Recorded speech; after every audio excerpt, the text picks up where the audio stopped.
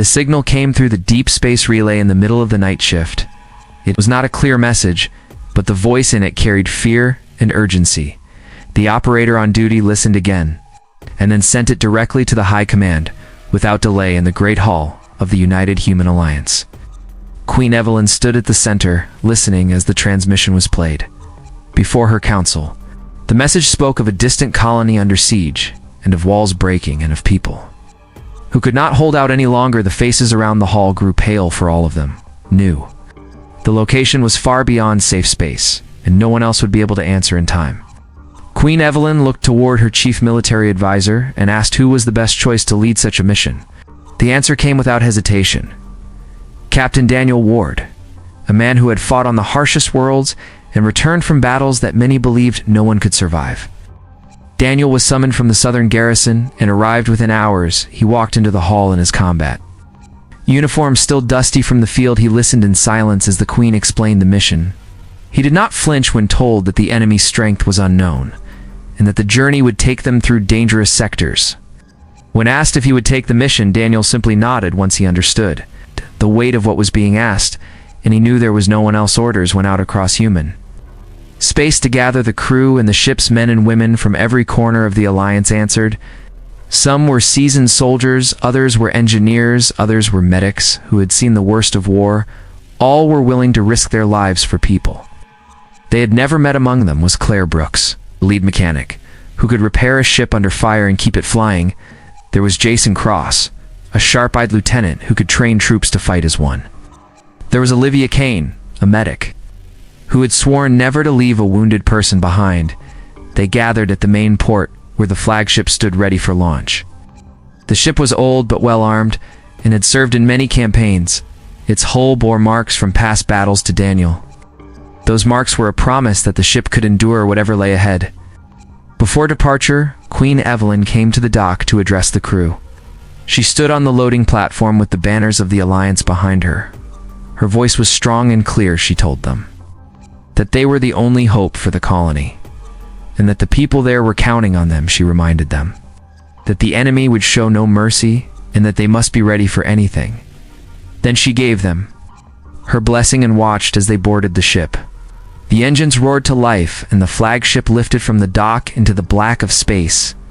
Daniel took his place on the command deck while Claire checked the engine readings, and Jason went to inspect the weapons. Olivia moved through the medical bay, making sure every supply was in place. The crew worked without complaint, knowing that every moment brought them closer to the colony that had called for help. The journey was not without danger. In the first sector, they passed through a field of drifting rock that battered the shields. In the second sector, they detected faint traces of enemy patrols and had to change course to avoid detection. There was little talk on the ship. The crew moved with discipline and focus. Every night, Daniel would walk the deck, speaking to the men and women to keep their spirits steady. He knew they were going into the unknown, and that fear could break even the strongest. If left unchecked on the fourth day, they received another broken transmission from the colony.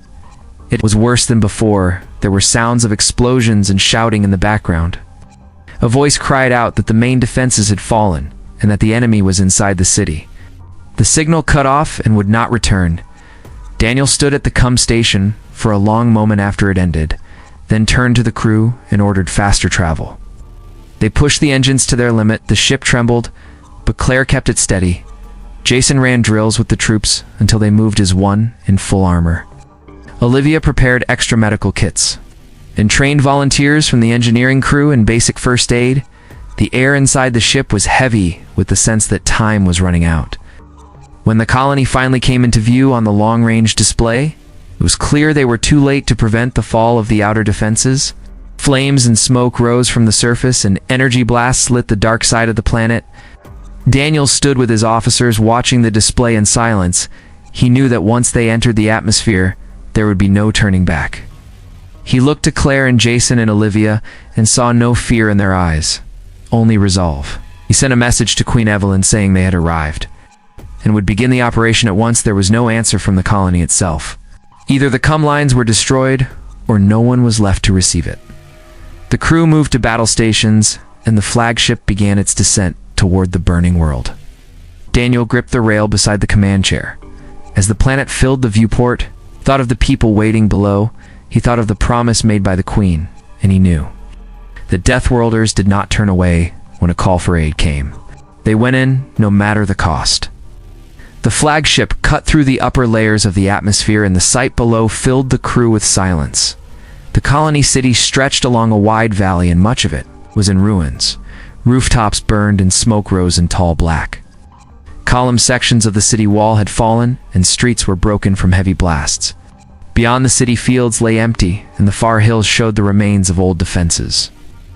Daniel stood on the command deck and gave orders to scan for safe landing zones. The results came back quickly, and none were truly safe. Enemy forces had spread across the outer districts, and small pockets of defenders were still holding near the city center. Daniel knew they had to land close enough to protect those defenders, but far enough to avoid being destroyed before they could deploy. He pointed to a flat stretch of ground near a warehouse district. It was close to the main road into the city and offered cover from damaged buildings. Claire checked the ship's systems as they came in, low over the rooftops. Jason moved with the troops in the hangar bay, giving last instructions and assigning fire teams. Olivia prepared the med bay for the wounded they would soon be bringing aboard. The ship touched down hard on the cracked ground ramp. Doors dropped, and the first wave of soldiers poured out in formation. The air outside was hot and filled with smoke, and the sound of fighting came from every direction. Daniel led the forward group with his rifle ready. He moved quickly through the ruins, keeping low and signaling his teams to cover each approach. Enemy fire came from a cluster of damaged buildings ahead. Jason signaled for 2 squads to flank, while the rest gave cover. The exchange was short and fierce, and soon the way was clear. Claire and her engineers brought shield generators from the ship and began setting them up around the landing zone. The hum of the shields soon filled the air as energy walls rose between the ruins and the open street. Once the position was secured, Daniel sent scouts toward the city center. Their reports came back saying that small groups of survivors were trapped in basements and old storage rooms. Daniel ordered rescue teams to move at once. He went with one of them, moving through the tight streets that were lined with fallen stone and twisted metal. At one point, they came to a large hall with its roof gone and its floor covered in rubble. From beneath the rubble came faint sounds. Olivia and 2 soldiers dug through the debris and pulled out a family of 4. They were frightened and weak, but alive. Olivia gave them water and spoke to them gently, telling them they were safe now, as more survivors were brought back to the landing zone. Some began to see the banner of the Human Queen displayed on the transports.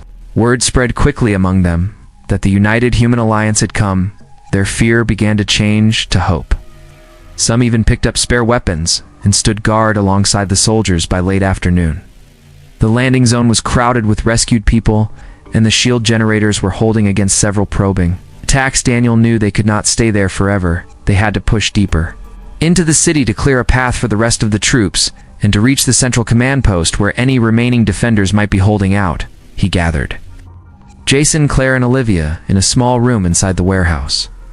They went over the map of the city drawn from old records and scout reports. The plan was simple. Jason would lead a main force along the central road to push the enemy back toward the river. Claire would stay at the landing zone to keep the shields and ships in working order and direct engineers to repair damaged transports. Olivia would move with a mobile medical team to treat the wounded as the line advanced. Daniel himself would take a small strike group along the side streets to cut off enemy retreat and clear the way for supply runs. The next morning began with heavy fighting as the troops moved out. The streets were narrow and filled with debris, which made progress slow. At one point, Jason's force was pinned down by fire from a high tower until a group of marksmen cleared the top floor. Daniel's group ran into a barricade made of overturned vehicles, and scrap metal grenadiers moved in to blast a path while covering fire kept the enemy from returning through it all. Olivia moved from one position to another, carrying medical gear and working under fire to save lives. She treated burns, broken limbs, and deep cuts without slowing down. Her calm manner kept the wounded steady and allowed the soldiers to keep fighting. As the day wore on, the enemy began to give ground. By late afternoon, Jason's force had reached the edge of the river district and secured several bridges. Daniel's strike group linked up with them. They're bringing in more rescued civilians and salvage supplies. From the rooftops, scouts reported that enemy positions were falling back toward the northern hills. The crew and soldiers knew this was only the beginning. The city was large, and the fighting would be harder in the inner districts, where the enemy had fortified every street. But they also knew they had gained a foothold and given the people of the colony their first real chance in weeks that night. The landing zone was lit by fires, and the hum of the shield wall. Soldiers rested in shifts, while engineers worked on repairs. The rescued civilians shared food and water with the troops and told them about the early days of the siege. Many had lost family, but they now spoke of the chance to rebuild.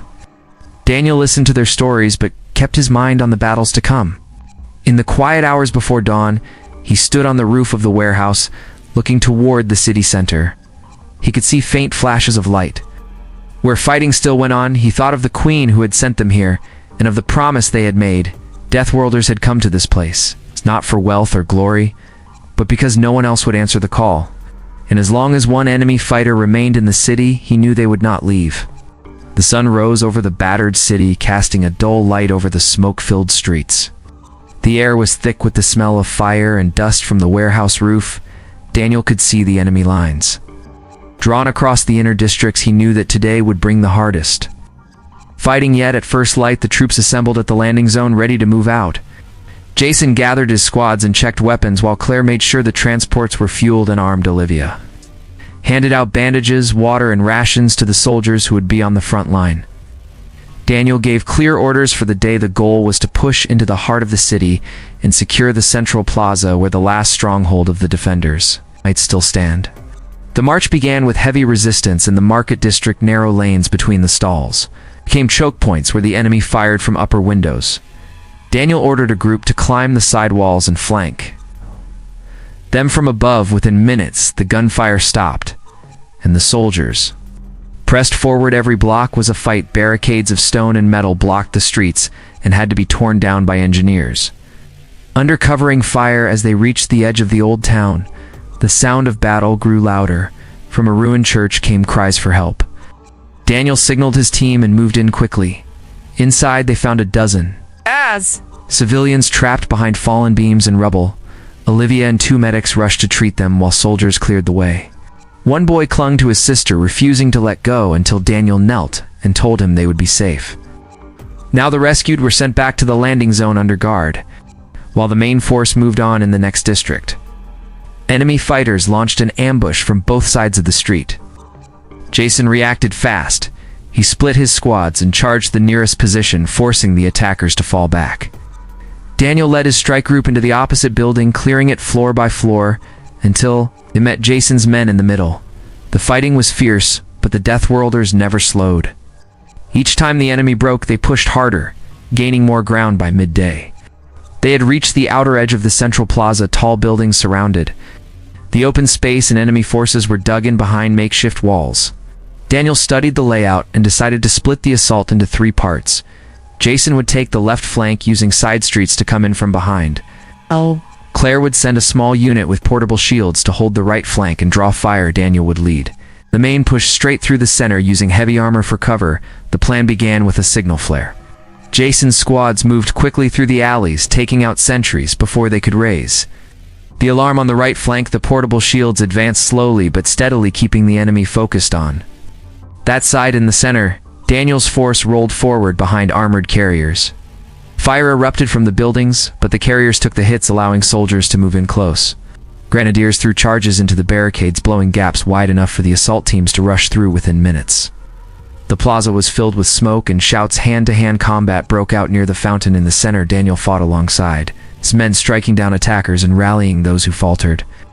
Jason appeared from the left side, driving the enemy into the open, where they were cut down by coordinated fire. Soon the plaza was under human control, and the enemy survivors fled into the northern streets. As the soldiers secured the area, civilians emerged from hiding. Some had been in basements for weeks. Many were weak and wounded, but their eyes showed relief. In the largest building at the far end of the plaza, they found a group of armed men and women wearing the insignia of the colony guard. They had held out until their ammunition was almost gone. Their leader shook Daniel's hand, thanked him for coming.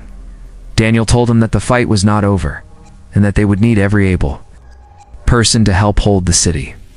Through the afternoon, the plaza became a forward base. Claire brought in supply transports, and engineers began repairing walls and setting up defensive guns. Olivia worked without rest, tending to the wounded from both the landing zone and the day's battle. Jason sent scouts to track the enemy retreat and reported that they were regrouping near the river and in the northern hills. As night fell, the soldiers lit fires in the plaza and posted guards at every approach. Daniel met with the colony guard leaders and planned the next move. They would strike the enemy command center at first light, before the defenders could rebuild. Their strength, the attack would need speed and coordination, and every squad would have a role in the quiet hours before the attack. Daniel walked the perimeter. Speaking to the soldiers, he reminded them why they were here. He told them that the people of this city were alive, because they had answered the call. He looked toward the dark streets beyond the plaza, knowing that the enemy was still out there waiting. The Deathworlders had taken the heart of the city, but the war for its soul was far from over. Before the first light of dawn, the soldiers were already moving in the central plaza. The air was cold, and the ground still carried the smell of smoke from the day before. Daniel stood with Jason, Claire, and Olivia over a map marked with the position of the enemy command center. It was set in a fortified district near the northern wall, with high towers and a network of trenches and barriers. To reach it, they would have to cross open ground where the enemy had clear lines of fire. The plan was made quickly. Jason would lead a sniper team to the rooftops along the west side to cover the advance. Claire would send engineers with portable shields to keep the main force protected as they moved. Olivia would remain close behind the lead units with medics ready to pull back the wounded. Daniel would take the assault team straight into the enemy position, while flanking units came from the east. When the signal came, the attack began with a burst of fire from the rooftop. Snipers' enemy guards fell from their posts, giving the ground forces a chance to advance. The portable shields moved steadily forward under heavy impact. Daniel led his team through the broken streets, staying close to cover. As they neared the first barricade, grenadiers moved in and tore it apart with blasts. The enemy fought back hard, but the Deathworlders pushed forward step by step. Jason called out targets from above, and his marksmen silenced enemy gunners who tried to pin the assault teams in the east flank. Soldiers stormed through narrow alleys and struck from behind, forcing the defenders to turn away from the main force. Daniel saw the moment and gave the order to rush the gates of the command center. The gates were tall and reinforced, but the portable shields and heavy armor reached them intact. Engineers planted charges, and everyone pulled back. The blast shook the ground and the gates fell open. Daniel and his soldiers poured inside, firing in every direction to clear the courtyard. The fight inside was brutal, with every corner hiding another defense line. But the training and discipline of the Deathworlders broke the enemy resistance piece by piece. In the center building, Daniel found the main control room. Maps and communication equipment were scattered across the tables. The remaining enemy officers fled through a back exit, only to be caught by the eastern flank units. Within minutes, the entire command center was secured. Daniel sent word to the plaza that the target was taken. Cheers rose from the soldiers and from the civilians who had gathered there. But the battle had taken a cost. Many soldiers were wounded, and several had fallen. During the charge, Olivia and her medics worked in the courtyard, moving from one injured person to the next without pause. As the troops held the new position, a column of armored transports approached from the south. At their head rode Queen Evelyn herself. She stepped down into the courtyard. Wearing combat armor marked with the crest of the Alliance, the soldiers stood to attention and the civilians bowed their heads. Daniel walked forward and saluted her. The Queen spoke to the gathered soldiers, telling them their courage had saved the colony from certain destruction. She praised the discipline of the troops and the resolve of the Deathworlders, who had crossed the galaxy to stand. Here then she turned to the civilians and called on them to join in the defense of their home. Her words carried through the courtyard and into the streets. Men and women stepped forward, offering to fight alongside the soldiers and to help rebuild the damaged districts for the next days. The command center became the base of operations. Engineers repaired its walls and installed stronger gates. Patrols moved out every hour to secure the nearby streets and prevent the enemy from regrouping. Jason trained new recruits from the colony guard, showing them how to fight as a unit. Claire oversaw the repair of captured equipment, turning enemy weapons into tools for the defense. Daniel led inspection tours of the perimeter, making sure every post was ready for attack. It was Claire who discovered the hidden tunnel network beneath the northern wall. She was checking a collapsed section when she found a shaft leading into darkness. She followed it with a small team and mapped its course. The tunnels were wide enough for squads to move through and led deep into enemy-held territory. When she reported this to Daniel, he saw the opportunity to strike at the last strongholds without a costly open assault. The Queen approved the plan. Daniel would take a hand-picked group of soldiers through the tunnels under cover of night. Jason would position marksmen in the towers to give long range. Claire would seal the other tunnel entrances to keep the enemy from escaping. Olivia would be ready at the nearest forward post to receive the wounded. As the night came, the soldiers gathered at the tunnel entrance. Their gear was checked and their weapons loaded. Daniel looked at each of them and saw on their faces the same resolve that had brought them. As far as they were ready to finish what they had started. Without a sound, they moved into the darkness, leaving the noise of the city. Behind, the air in the tunnels was cold and damp. Every step echoed off the stone walls. Daniel led from the front with a light fixed to his rifle behind him. The soldiers moved in silence, ready for the fight ahead. The tunnel seemed endless as Daniel led his soldiers forward. Their boots moved over damp stone, and the air was heavy with the scent of earth. Every sound was magnified in the narrow space, and every shadow felt alive. But the Deathworlders pressed on without hesitation. They knew this path could take them directly into the heart of the last enemy stronghold. After an hour, they reached a fork where one passage rose upward toward faint light. Daniel signaled a halt and sent two scouts ahead. The scouts returned quickly, saying the way led into a storage hall. Beneath a fortified building, Daniel studied the simple map Claire had drawn and recognized the mark of the enemy supply depot. This was a target they could not ignore. He split the group into two teams. One would plant charges along the walls of the depot, while the other secured the exits. The work was silent and quick. Within minutes, the charges were set and the soldiers pulled back. The blast shook dust from the ceiling and the depot above them collapsed and fired the tunnel, filled with smoke, but they pushed through into the next section. As they moved deeper, the sound of voices and the clatter of equipment grew louder. Light spilled into the tunnel from an open hatch ahead. Daniel motioned for his team to spread out along the walls. When they burst through the hatch, they entered a large cavern filled with enemy troops preparing weapons. The shock of the sudden attack threw the defenders into chaos. Rifles cracked, and blades flashed in the dim light as the Deathworlders drove into the heart of the camp. Daniel fought at the front, clearing a path toward a raised platform, where enemy leaders were shouting orders. Cut them down with precise strikes, then turned to rally his soldiers. Jason S. Marksman from the towers above the city had a clear view into the cavern through a hidden opening, and their shots dropped anyone who tried to regroup within minutes. The camp was in ruins, and the surviving enemy fighters were fleeing toward the far tunnels. Daniel ordered a pursuit, but kept the main force focused on the mission. Their true goal lay ahead in the command bunker buried in the hill above. Using the confusion from the attack, they reached the final stretch of tunnel without meeting heavy resistance. The last obstacle was a steel gate. Guarded by a few desperate fighters who were quickly overwhelmed inside the bunker, they found maps showing all enemy positions across the region. There were also crates of supplies and stacks of communication gear. Daniel ordered the destruction of the equipment and the collection of anything that could help the colony.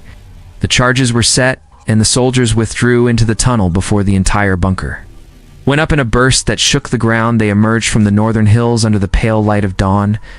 The city lay behind them, and smoke still rose from the districts that had been fought over for days. As they returned through the outer streets, they saw the effect of their victory. Enemy patrols were gone.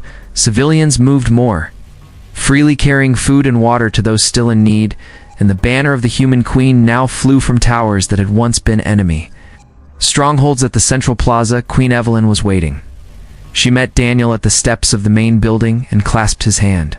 Her voice carried over the gathered crowd as she declared the colony free, and under the protection of the United Human Alliance, she praised the soldiers and the civilians who had stood together to reclaim their home. Cheers rose from the crowd, and the sound echoed off the walls of the plaza. Jason stood with his men at the edge of the square, watching the celebration. Claire was speaking with engineers about rebuilding the shield walls to keep the city safe. Olivia was in the medical tent, still treating the last of the wounded and refusing to rest until every injured person was cared for. Daniel stepped forward and addressed the crowd. He told them that the Deathworlders had come because the call for aid could not be ignored. He said they had fought not for glory, but because no one else would have reached them in time. He promised that if the need ever rose again, The Deathworlders would answer without hesitation. For the next days, the soldiers helped repair buildings, clear the streets, and distribute supplies. Patrols were sent into the countryside to make sure no enemy forces remained. The colony guard was reorganized and trained under Jason's direction. Claire oversaw the restoration of power grids and water lines. Olivia set up permanent medical stations in the districts that had suffered the most. When the work was done and the city was secure, Queen Evelyn called for the fleet to prepare for departure. The people lined the streets to watch the soldiers march to the ships. Many reached out to shake hands or press small tokens into the soldiers' palms as thanks. Children waved flags bearing the crest of the Alliance and called out to the departing troops at the dock. Daniel looked back at the city. One last time he saw the repaired gates, the banners flying from the towers, and the people standing strong in the streets. He felt the weight of the mission lift, but also knew there would be another call one day. He turned and boarded the flagship where his crew was already at their stations. As the engines lifted the ship into the sky, the city below grew smaller until it was only a speck among the hills. Queen Evelyn stood beside Daniel on the command deck, watching in silence. She finally spoke, saying that the people of the colony would remember this day for generations. Daniel nodded, knowing that the true strength of the Deathworlders was not in their weapons, but in their will to stand. Where others would fall, the fleet turned toward the dark of space and the stars ahead behind them. The colony was safe. Ahead of them lay the unknown. But wherever the next signal came from, the Deathworlders would be ready to answer again.